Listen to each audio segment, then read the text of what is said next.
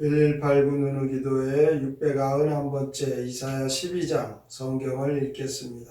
그날에 내가 말하기를 여호와여 주께서 전에는 내게 노하셨사오나 이제는 주의 진노가 돌아섰고 또 주께서 나를 아니하시오니 내가 주께 감사하겠나이다 할 것이니라. 보라 하나님은 나의 구원이시라. 내가 신뢰하고 두려움이 없으리니 주 여호와는 나의 힘이시며 나의 노래시며 나의 구원이시니라. 그러므로 너희가 기쁨으로 구원의 우물들에서 물을 기르리로다. 그날에 너희가 또 말하기를 여호와께 감사하라. 그의 이름을 부르며 그의 행하심을 만국 중에 선포하며 그의 이름이 높다 하라. 여호와를 찬송할 것은 극히 아름다운 일을 하셨음이니 이를 온 땅이 알게 할지어다. 시온의 주민아 소리 높여 부르라. 이스라엘의 거룩하신 이가 너희 중에서 크심이니라 할 것이니라. 이사야 12장 시 구원받은 자들의 감사 찬송 함께 읽겠습니다. 주께서 구원을 베푸시는 그날 우리는 주를 찬양하렵니다. 전에는 크게 진노하셨지만 이제는 용서하고 위로하십니다. 주께서는 우리의 구원자이시니 아무것도 두려울 게 없습니다.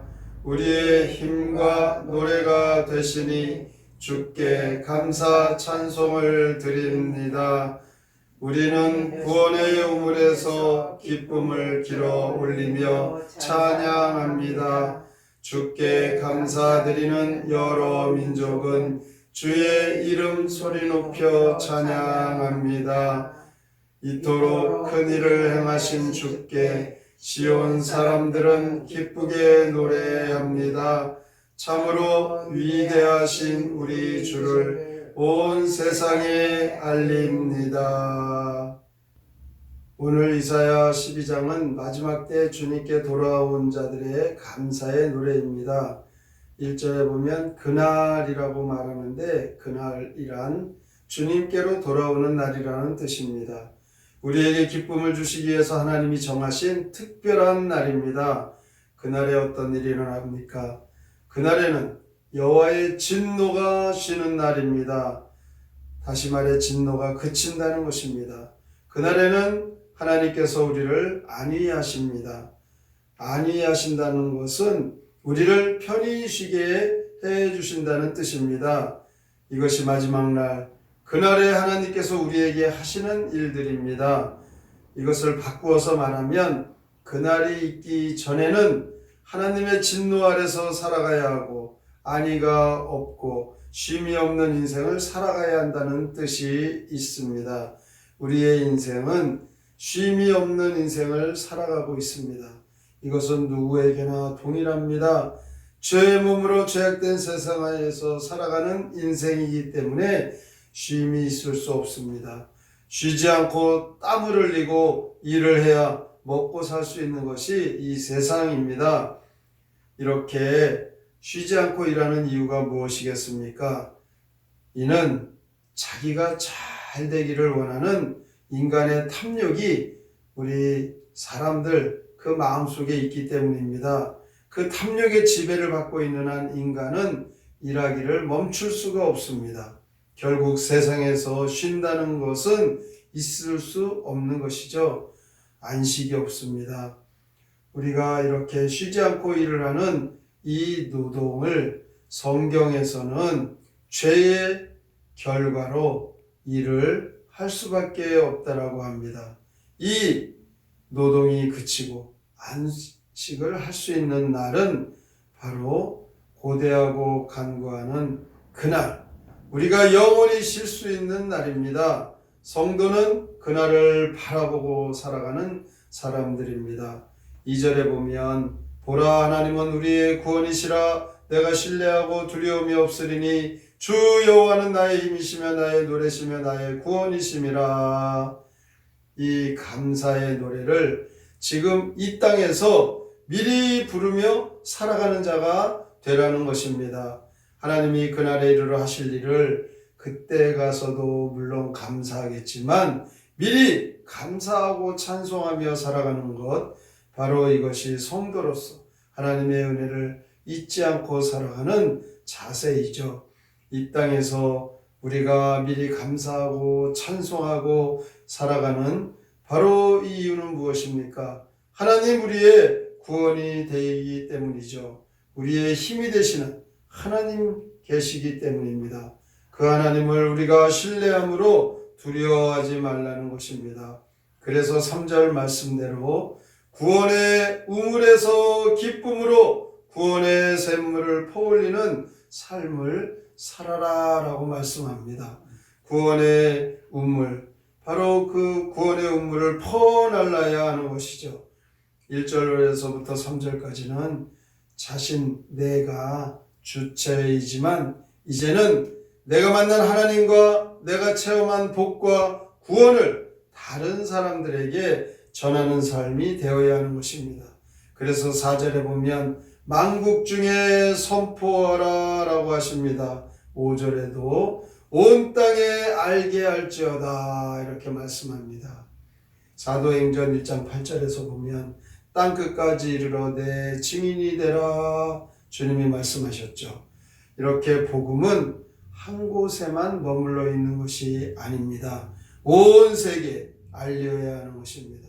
세계를 가슴에 품고 오늘도 우리가 기도하는 그 기도의 제목, 온 세계 땅끝까지 복음이 전파되기를 우리는 그 비전을 가슴에 품고 기도하며 우리의 모든 삶이 복음을 전하는 삶이라는 것을 잊어서는 안 됩니다.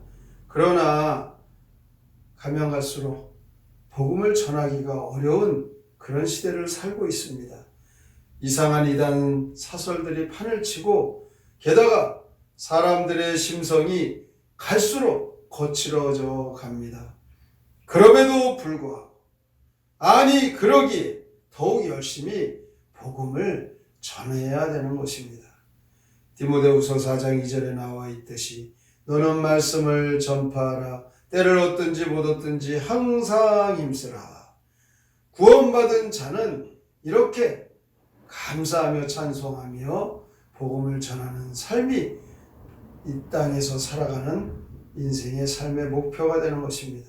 오늘도 이 말씀대로 항상 영혼 구원 전도에 힘을 쓰며 구원의 감격에 벅차 찬송하며 늘 하나님의 말씀 따라 살아가시기를 주님의 이름으로 축원합니다.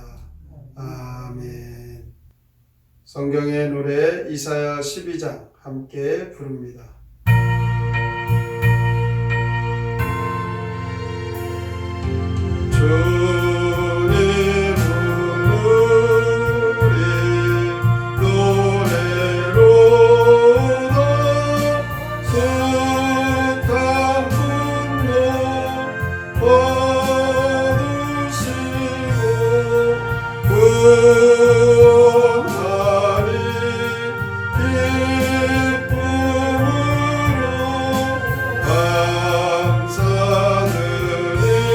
감사드리며